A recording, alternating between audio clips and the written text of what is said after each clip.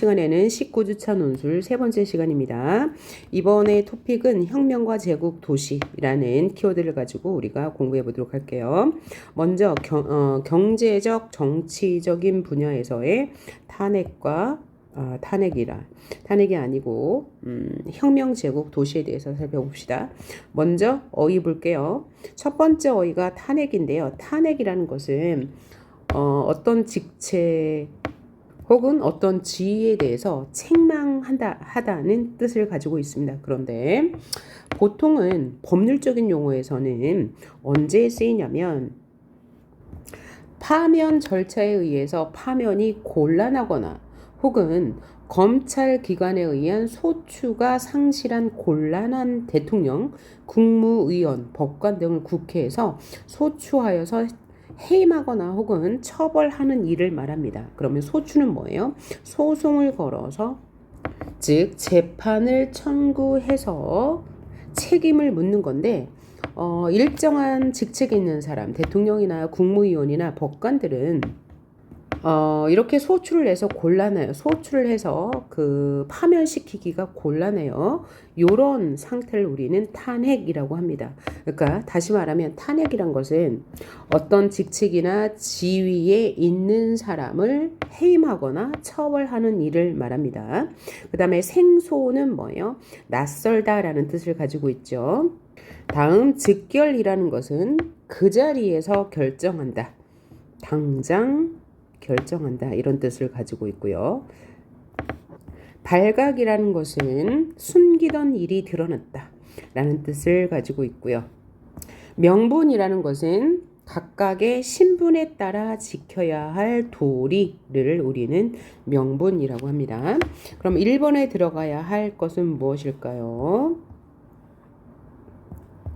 우리는 자본주의에 태어나 자랐기 때문에 이 개념이 뭐하다? 생소하다, 낯설다, 생소하거나 어렵지 않다. 2번 헌법재판소의 판결대로 대통령의 해임을 뭐라고 그래요? 탄핵이라고 하죠. 탄핵이 이루어졌고 그 후 선거를 통해 평화롭게 정권 교체가 이루어졌다. 그 다음 3번 우리나라에서도 이제 탄핵이 있었죠.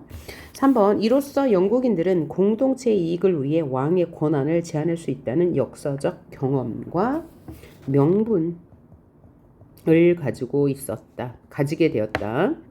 여기서 명분은 신분에 따른 도리가 아니고요. 어떤 일을 할 때 내세우는 이유가 되는 겁니다. 그래서 아까 제가 말한 신분에 따른 명분과 또 어떤 일에 대한 이유 이 두 가지 뜻을 가지고 있는 거예요. 명분이라는 것은. 그 다음 4번 구교에서는 구교와 신교로 나눌 수 있는데 구교는 카톨릭을 말하고 신교는 기독교를 말합니다. 자, 구교에서는 1605년 카톨릭 교도인 가이 포크스를 중심으로 영국의 상원시를 폭파하려다가 발각된 사건이 드러났고 이 때문에 카톨릭은 왕으로부터 탄압을 받았다. 5번 볼게요. 절대왕정 시기 국력은 왕의 자금력과 즉결되었다. 왜 그래요? 절대왕정 왕의 권한이 막강한 거죠. 그러니까 왕이 모든 일을 결정하는데 절대왕정 시기에는 이 왕의 권한이 클 시기에 국력은 왕의 자금력과 바로 연결이 된다는 뜻이죠. 30번의 어휘를 한번 살펴봅시다. 자, 잘못된 것이나 부족한 것, 나쁜 것 따위를 고쳐 좋게 만든다, 개선한다, 급격하게 바꾸어서 아주 달라지게 한다, 변혁한다, 제도나 기구 따위를 새롭게 뜯어 고친다, 개혁한다 라고 하죠. 31번 뭐뭐란 이전의 관습이나 제도, 방식 따위를 단번에 깨뜨리고 질적으로 새로운 것을 급격하게 세우는 일, 이런 것을 뭐라고 그래요? 변혁이라고 하죠. 32번 인류에게 신석기 시대에 시작된 농경과 목축은 단순히 식량을 생산해내는 변화뿐만이 아니라 인류가 문명을 이룩하게 하는 이전과는 질적으로 다른 인류가 되는 변화를 가져온 혁명. 그래서 신석기 혁명이라고 하죠. 33번. 먼멀한 땅을 세 부분으로 나누고 한 곳에는 여름에 먹을 곡물을, 다른 곳에는 겨울에 먹을 곡물을 심고 남은 곳은 농사를 짓지 않아 지력, 땅의 힘. 땅의 힘이니까 이제 토지의 질을 말하겠죠. 높이는 방식. 이것을 뭐라고 해요? 삼포제라고 합니다. 삼포제. 이 삼포제는 중세 유럽에서 실시한 토지 이용 제도인데요. 이 경지를 땅이 있으면 세 부분으로 나누고 이곳은 봄에 이용하고 이곳은 겨울에 이용하고 이곳은 쉬게 해도 그럼 다음 해에는 여기를 봄에 이용하고 여기는 겨울에 이용하고 이곳은 쉬게 해주고 그래서 토지의 질을 높이기 위한 토지 제도이죠. 중세 유럽에서 실시했던 토지 제도입니다. 34번을 볼게요. 먼번은 국가가 시장에 개입하여 상업을 발전시켜 국부를 늘리는 정책. 그러니까 국가를 부강하게 하는 정책. 이것을 뭐라고 하냐면 중상주의라고 합니다. 그러니까 국가가 경제에 개입해서 상업을 발전시키는 제도, 중상주의라고 합니다. 그 다음 35번. 뭐뭇은 정치적 혁명의 배경. 자, 정치적인 대변혁으로 작용한 것은 우리가 뭐라고 해요? 산업혁명이라고 합니다. 그러면 산업혁명을 계기로 정치에도 변화가 일어났다는 얘기인데, 그럼 산업혁명은 뭐예요? 산업혁명 이전의 경제는 농업 중심 경제였어요. 그런데 산업이 발달하면서 혁명이 일어났는데 이 산업혁명은 1차 산업혁명, 2차 산업혁명, 3차 산업혁명, 4차 산업혁명으로 나눌 수 있겠죠. 기술이 발달하면서 이제 산업혁명이 이렇게 진전이 된 거죠. 그러니까 1차 산업혁명은 사람이 만들던 것을 기계가 대신하는 거고 2차 산업혁명은 제조업이 발달한 건데 이때 제조업은 자동차나 선박 이런 것을 만들기 시작한 것을 2차 산업혁명이라고 하고요. 3차 산업혁명은 전화기가 발명이 되면서 통신산업이 발달했어요. 이것을 3차 산업혁명이라고 하고 4차 산업은 오늘날의 시대를 말하죠. 그래서 그 통신 서비스와 제조업이 합쳐진 산업을 우리는 4차 산업혁명이라고 합니다. 자, 다음 36번을 볼게요. 영국에서 일어난 시민혁명 2가지를 써라. 그러면 산업혁명을 계기로 시민혁명이 일어나서 이제 정치적인 변혁이 일어나게 되는데 여기서 시민혁명이란 뭐냐면 민주주의를 말한다고 보시면 되겠어요. 그 이전에는 왕정시대였기 때문에 절대왕정 혹은 전제정치라고 해요. 그런데 이제 점차 국민이 주권을 가진 국민이 주인인 나라 이런 것을 우리는 민주주의라고 하는데 민주주의는 영국에서부터 발달했습니다. 그래서 2개의 시민혁명으로부터 민주주의가 시작되었다고 볼 수 있는데요. 그 하나는 청교도 혁명이고 두 번째가 명예혁명이 있습니다. 청교도 혁명은 뭐냐면 청교도가 신교를 말해요. 신교. 뭐에 대항한 게 신교죠? 카톨릭은 구교고 신교는 이제 개신교라고도 하는데 기독교를 말합니다. 이 신교들이 중심이 되어서 국왕의 전제 정치에 대항하였습니다. 그래서 실제로 이때 영국의 국왕인 찰스 1세가 이 청교도들의 이 요구를 받아들였어요. 하지만 말로만 받아들이고 실제로 행동을 하진 않았어요. 그래서 다시 일어난 것이 명예혁명입니다. 이 명예혁명은 이때 영국은 왕정 중심의 정치였는데 의회가 있었습니다. 의회. 그래서 국민들이 참여하는 정치가 있었다는 거죠. 그런데 이 의회의 요구를 왕이 받아들여주지 않자 받아들이지 않고 이 왕정에서 자신의 마음대로 세금을 많이 거뒀어요. 이에 대해서 저항한 것이 의회고요. 이 의회의 저항이 먹혀들었죠. 그래서 의회가 승리한 사건을 말하는데 이때 피 한 방울 흘리지 않고 아주 평화적으로 의회의 요구가 받아들여졌어요. 그리고서는 권리장전이라는 국민을 보호하는 법률이 마련되었습니다. 그래서 이 법률에는 주로 뭐가 쓰였겠어요? 이 의회의 도움 없이는 세금을 그러니까 왕이 마음대로 거둘 수 없다. 그 다음에 국민의 권리는 무엇으로 보호한다. 이런 법률이겠죠. 그래서 이 권리장전이 발표되면서 민주주의가 이제 시작된 것이라고 볼 수 있죠. 그래서 청교도 혁명으로 인해서 권리청원이라는 법률을 발표했지만 이것이 지켜지지 않자 다시 일어난 게 명예혁명이고 이로 인해서 권리장전이라는 법률을 마련하였는데 이것은 지켜졌습니다. 그래서 이것이 영국의 시민혁명 을 대표하는 것이고요. 이를 계기로 프랑스도 미국도 민주주의로 나아가게 됩니다. 37번 볼까요? 자, 땡땡이란 식민지에서 파는 물건에 인지를 붙여야만 매매할 수 있게 하는 법. 이것을 우리는 인지세에 관한 법. 그래서 인지세법이에요. 그러니까 식민지에서 파는 물건에 인지를 붙여야 판매할 수 있어. 그래서 식민지에서는 물건을 팔 때 반드시 세금을 내야 한다는 법 조항인 거죠. 38번 볼까요? 시민의 지지로 힘을 얻은 프랑스 국민의회는 8월 4일에 봉건제를 폐지해 구제도의 모순을 제도적으로 극복하려 했고 8월 26일에는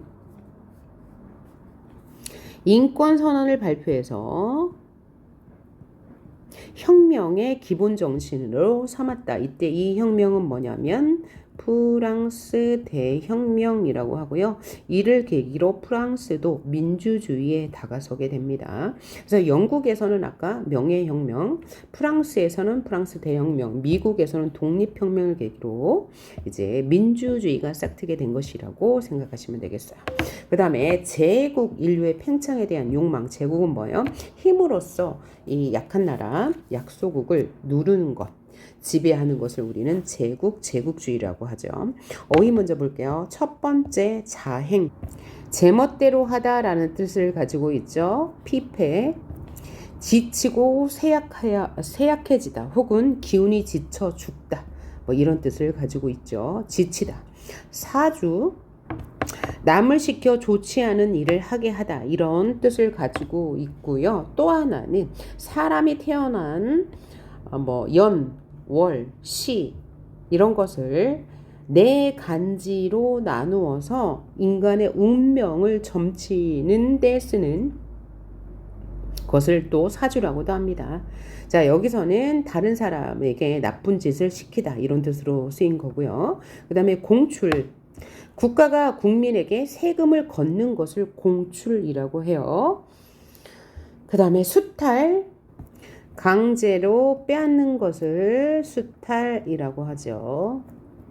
자, 그러면 각각을 살펴볼게요. 1번, 그 과정에서 차별과 폭력이 무자비에게 자행되었다.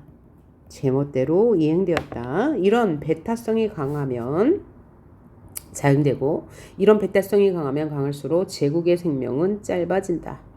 2번, 칭기스칸은 금나라를 정벌하기 위해 동쪽으로 향했다. 아버지의 죽음을 사주한 것이 금나라였기 때문이다. 시킨 거죠. 나쁜 일을. 3번, 수용된 곳을 지배하기 위해 통하는 길에는 역참을 설치했고 물자를 공출했다. 나라에서 걷었다. 관리인 다루가치를 보내 주재하게 했고 병력도 파견했다. 4번, 식민지가 원래 가지고 있는 자원 등의 원료를 강제로 빼앗거나 식민지 사람들의 저렴한 노동력을 이용해 대농장을 경영하는 등으로 이윤을 극대화하였다. 이게 이제 제국주의인 거죠. 11번. 11세기 기후가 추워지면 초원이 피폐해지다. 죽는 거죠. 피폐해지자 유목민족 간의 경쟁과 전쟁이 치열해져 약육강식의 시기가 되었다. 자, 힘센 사람이 이제 약한 자를 이제 먹는 그런 시기가 되었다는 얘기죠. 1번 역참은 뭐냐면 조선시대에 있던 공공의 기별, 역마, 여권 등 여행 체계를 합쳐서 이르는 말이에요. 그러니까 한마디로 공무원이 그러니까 조선시대 관리가 어떤 일을 보기 위해서 긴 거리를 이동해야 되는데 그 이동할 때마다 뭐 주막 혹은 뭐 역참이라고 해서 그런 곳을 두고 그곳에서 쉬게도 하고 말도 이제 그 말에 먹이도 주고 뭐 이런 제도를 우리는 역참 제도라고 합니다. 그 다음 위험찬 모습이나 모양을 우리는 위용이라고 하고요. 연구, 탐험, 조사 따위를 하여 먼 곳으로 떠난다, 원정 나간다 라고 하죠. 그 다음 도시 문명에 대해서 봅시다. 행사는 어떤 일을 시행한다는 뜻을 가지고 있고 첨단은 어떤 학문이나 유행의 앞장 맨 앞을 우리는 첨단이라고 하죠. 융합은 다른 종류의 것들이 녹아서 서로 구별이 없어지거나 조화가 되는 상태. 없어지거나 조화가 되는 상태를 융합이라고 합니다. 두 가지 이상의 다른 종류의 것들이 모여서 새롭게 합쳐지는 것. 본래 것들이 없어지는 것을 융합이라고 하고요. 수호, 지키고 보호한다는 뜻을 가지고 있고요. 흥망, 망하고 흥하다를 합쳐서 흥망이라고 하죠. 자, 그러면 1번을 봅시다. 지도자나 지배자라는 집중된 권력이 필요하고 일정한 제도와 이를 바탕으로 한 규제를 뭔말 조직도 필요하다. 행사, 그죠? 어떤 일을 시행할 조직도 필요하죠. 2번 알렉산드로는 다인종으로 구성된 복합적 제국을 추구했으며 동서문화가 하나가 된 융합된 헬레니즘 제국이 만들어졌다. 누가 만들었어요? 알렉산드로. 자, 알렉산드로가 몇 세기에 활약했던 인물이죠? 여러분이 알고 있는 알렉산더 대왕이에요. 8세기가 아니고 4세기경이네요. 4세기경에 마케도니아의 왕이에요. 그래서 이 왕은 그리스, 페르시아, 인도에 이르는 대제국을 원정하면서 그 모든 제국을 하나로 합쳐서 그 알렉산드로스 대제국을 이루었는데요. 그러면 지금은 사라진 마케도니아는 예전에 페르시아였습니다. 페르시아가 지도에 어느 쯤에 있나요? 자, 여기가 이제 유럽이고 여기가 아시아고 여기가 이제 아프리카 대륙이라고 본다면 이 페르시아가 요쯤에 있는 거예요. 그래서 이제 알렉산드로스 대왕은 이 지역을 모두 통합했어요. 그리스, 여기 있는 요 위에 있는 그리스, 뭐 요 밑에 있는 페르시아, 그다음에 뭐 여기 주변에 이탈리아도 있겠죠. 여기 이집트도 있어요. 요 모든 지역을 통합한 왕이 알렉산드로스 대왕이라고 생각하시면 되겠네요. 4세기경에 있었던 일입니다. 그 다음 3번 다양한 사람들의 머릿속에서 나온 것들이 창의적이고 폭발적으로 축적되어 경제, 정치, 문화적으로 주변 지역의 중심지가 되고 문명의 선두주자, 그걸 뭐라고 그랬죠? 첨단이라고 했죠. 첨단이 되어 주변 지역을 압도하고 선도하게 되었다. 4번 중국 왕조의 도시 발전은 무역이나 신적 권위가 아니라 왕조의 흥망에 있었다. 5번 아테네의 아크로폴리스에서는 그리스 아테네를 말하는 거예요. 파르테논 신전이 세워졌는데 그들의 도시를 수호해주는 여신 아테네 여신이 모셔져 있다. 자, 그러면 그리스 아테네는 뭐냐면, 자, 우리 고대 시대를 생각해 봅시다. 고대 시대에 그리스라는 지역이 이쯤에 있었죠. 이쯤에 그리스라는 지역이 있었는데, 이 그리스는 통일된 국가가 아니고 여러 개의 분열된 국가가 합쳐진 하나의 그 도시 국가를 우리는 그리스라고 하는데, 그리스 중심에는 아크로폴리스가 있었고 그 외곽에는 아고라라는 지역이 있었습니다. 그런데 이 그리스는 하나의, 그죠, 통일된 국가가 아니고 여러 국가가 있다고 그랬어요. 그 여러 국가들을 우리는 폴리스라고 하는데, 이 고대 그리스는 가장 먼저 이제 문명이 탄생한 지역이죠. 메소포타미아 문명이 탄생한 지역인데, 요거를 다시 확대해 보면 여기가 이제 유럽이잖아요. 여기 이제 아메리카 대륙이 있고, 여기 이렇게 아라비아 반도가 있고, 여기 이렇게 이렇게 해서 이제 이쪽은 아시아가 있어요. 그러면 여기에 이제 무슨 강이죠? 이게 지중해가 있어요. 여기 약간 지중해가 있습니다. 여기가 이제 떨어져 있어요. 대륙이. 그럼 여기가 지중해 지역의 바다죠. 지중해라는 바다인데, 이 지중해 근처에 위치한 그리스 국가는 이 주변은 또 산으로 이루어졌다고 해요. 그래서 통일된 국가를 형성할 수가 없었다고 합니다. 그래서 그리스 시내를 뭐라고 해요? 아크로폴리스라고 하고, 그 주변 지역을 아고라라고 하는데, 여기에서 철학자들이 많이 나왔죠. 우리가 알고 있는 플라톤, 아리스토텔레스, 이런 사람들이 다 고대 그리스 사람들이에요. 근데 여기에는 고대 그리스 로마 신화 알죠? 그래서 여러 신이 있다고, 이게 실제인지 아닌지는 모르겠어요. 아마도 아니겠죠. 그죠? 그래서 이 그리스 중앙에는 파르테논 신전이라고 있어요. 거기에 아테네 여신이 모셔져 있다고 하네요. 자, 그 다음 재화는 뭐예요? 우리가 쓰는 모든 물건을 재화라고 하죠. 재화, 그죠? 우리가 쓰는 충족시켜지는 모든 물건. 그 다음에 용역은 뭡니까? 물질적 재화의 형태를 취하지 않고 생산과 소비에 필요한 노무. 그러니까 용역은 뭐야?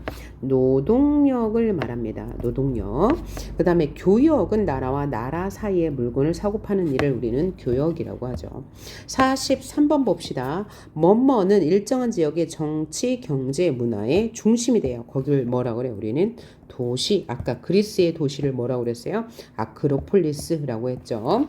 44번 봅시다. 자신만의 전문화된 직업을 가진 사람들이 따로 농사를 짓지 않고도 먹고 살기 위해서는 농업 생산물에 뭐가? 잉여가 뭐예요? 남는 것이에요. 남는 것. 남는 것은 바로 이득을 말합니다. 예, 잉여가 선행되어야지만 따로 농사를 짓지 않죠. 그러니까 여기서 농사를 짓는 이유는 먹을 것을 충족하기 위해서인데, 전문화된 직업을 가진 사람들은 그 직업으로 인해서 소득을 얻기 때문에 농사를 지을 필요가 없죠. 그럴 때는 농업 생산물이 충분히 있어야 돼요. 즉 잉여가 있어야 한다는 말이죠. 45번 4대 문명에서 만들어진 각각의 도시들과 제국의 수도들의 공통점. 4대 문명 우리 지난 시간에 했어요. 이집트 문명, 그 다음에 인더스 문명, 황허 문명, 그 다음에 티그리스 유프라테스 강을 중심으로 한 메소포타미아 문명. 이 그리스 문명이 메소포타미아 문명에서 시작된 거죠. 자, 그러면 여기 도시들과 제국의 수도의 공통점은 뭡니까? 수도가 되려면, 그 다음에 각각의 도시가 되려면 어떤 공통점이 있어야 돼요? 강을 끼고 있어야 합니다. 강을 끼고 있어야 해요. 강을 끼고 있어야 이동수단이 되고, 강이 또 이 강물을 이용해서 농사도 지을 수 있기 때문이죠. 그리고 강을 끼고 있어야 하고, 이 강은 뭐가 돼요? 강을 이용할 수 있는 뭐가 있어야 돼요? 수리 시설이 있어야 되죠. 이 강을 이용해서 뭔가 물을 끌어다 쓰는 시설을 우리는 수리 시설이라고 합니다. 오케이? 요 정도 하시면 되겠네요. 그 다음 46번 아크로폴리스가 정치와 종교의 중심지에 아까 그리스의 도시 중심을 우린 아크로폴리스라고 했죠. 라면 시민들의 일상생활에 이루어지는 중심지는 아고라. 그러니까 중심지에서는 뭐 교육도 하고 여러 문화가 발생하는 거고 그 주변에서 사람들이 거주하는 거죠. 이는 모이다라는 뜻을 가지고 있대요. 47번 마케도니아의 알렉산드로 대왕은 동서를 잇는 대제국을 건설했죠. 그의 대제국이 만들어낸 문명을 무슨 문명? 헬레니즘 문명이라고 하는데 이 헬레니즘 문명은 이 동쪽에 있는 동유럽의 문화, 서쪽에 있는 이 그리스의 문화, 그 다음에 이집트, 저기 뭐죠? 이 아프리카 대륙에 있는 이집트 문화를 다 합친 문화, 이것을 우리는 헬레니즘 문화라고 합니다. 48번 볼까요? 다음 보기에서 설명하는 것으로 알맞는 것을 고르라 라고 했는데 한번 볼까요? 헬레니즘을 대표하는 도시 중 하나로, 그러니까 헬레니즘을 대표하는 도시니까 알렉산드로스가 되겠네요. 알렉산더가 세운 도시, 그죠? 을 대표하는 도시 중 하나로 지금의 이집트에 세워져 있다.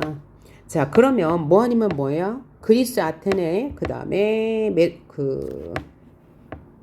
마케도니아 혹은 이집트 이런 거일 거예요. 에 세워졌다. 작은 어촌 마을에서 체계적이고 계획적인 대규모 공공 토목공사를 통해 기원전 331년에 건설이 된 이 도시는 뭘까요? 알렉산드리아예요.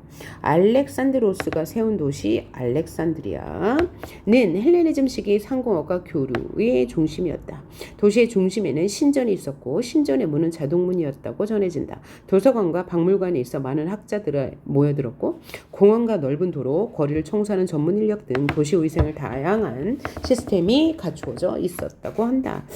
자, 현재의 시각으로는 매우 발전한 도시였던 이곳은 서로 다른 문화를 가진 사람들이 모여들어 지중해 중심 도시로, 그래서 헬레니즘 문화를 형성한 거죠. 자, 그래서 알렉산더가 세운 도시는 알렉산드리아라고 하고요. 이 알렉산더라는 이름을 알렉산드로스 대왕이라고 부르기도 합니다.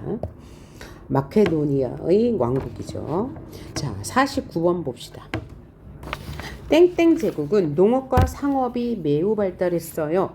그리고 주변의 상인들은 이곳을 통해서 중국과 유럽, 아프리카 등 여러 나라를 오고 갔어요. 이런 땡땡 제국의 수도가 콘스탄티노플이고 동서교역의 중심지, 바로 여기가 비잔티움인데요. 자, 우리가 이제 유럽을 볼 때 현재는 그냥 유럽이라고 하지만 예전에 이 유럽은 로마라고 불려졌죠. 그런데 여러 제국이 있지만 그곳을 우리는 로마, 그리스 지역에 이제 로마가 생기면서 이 유럽 하면 로마가 가장 발달되었었어요. 그런데 현재는 이제 유럽으로 통합이 되었지만 당시에 로마는 처음에는 로마가 되지 않았죠. 언제까지만 해도 알렉산드로스가 지배할 때까지만 해도, 그때가 아까 몇 세기라고 했어요? 4세기였죠. 근데 4세기 이후부터 동로마와 서로마로 분열이 되기 시작됐어요. 자, 그러면 이 서로마는 어디냐? 자, 여기 세계 지도가 있다고 치면 여기 지중해가 있어요. 그래서 이쪽은 지중해를 중심으로 서쪽은 서로마라고 하고요. 지중해를 중심으로 오른쪽을 우리는 동로마라고 합니다. 이렇게 동로마와 서로마로 분열되면서 각각의 입장이 달랐는데 동로마는 이민족의 침입이 거의 없었어요. 위쪽에서 침입하는 민족이 없었어요. 그래서 여기는 지금 정교회를 믿는 사람들 로 이루어졌고, 정교회는 기독교라고 생각하시면 돼요. 그러니까 카톨릭교가 이제 구교고 신교가 기독교인데 기독교를 믿었고요. 이 서로마 지역은 여전히 카톨릭을 믿었습니다. 자, 여기 게르만족이 계속 침입을 해서 이 게르만족을 효과적으로 다스리기 위해서 카톨릭이 더 편했나 봐요. 그래서 카톨릭을 믿었습니다. 그래서 이 동로마는 고대부터 현재까지 계속, 현재는 아니지만 어쨌든 19세기까지 분열되지 않고 동로마 제국을 유지하는데, 서로마는 게르만족의 끊임없는 침입으로 분열이 됩니다. 동로마가 19세기까지가 아니고 15세기까지 유지돼요. 서로마는 5세기 때 분열이 돼서 각각 나뉘어져요. 각각 나뉘어지는데, 오늘날에 스위스 혹은 독일, 영국, 그다음에 프랑스, 이런 식으로 일찍이 나누어진 게 이제 5세기고요. 동로마는 비교적 15세기까지 지속이 되다가 그 이후에 이제 여러 국가 동로마 국가 있나요? 헝가리 이런 식으로 나눠지게 되죠. 오케이. 어쨌든 현재는 서로마가 훨씬 더 발전돼 있었지만, 당시 5세기에서 15세기까지는 서로가 이제 팽팽한 긴장 관계를 이루었다라고 생각하시면 되고, 이 동로마를 비잔티움이라고 부릅니다. 그래서 동로마와 서로마는 문화가 달라요. 동로마는 정교회, 즉 기독교, 신교를 믿었고, 서로마는 구교, 카톨릭을 믿었고, 그에 따라서 문화도 다양한 모습으로 다르게 나타나요. 라고 이해해 주시면 좋겠네요. 그 다음에 50번.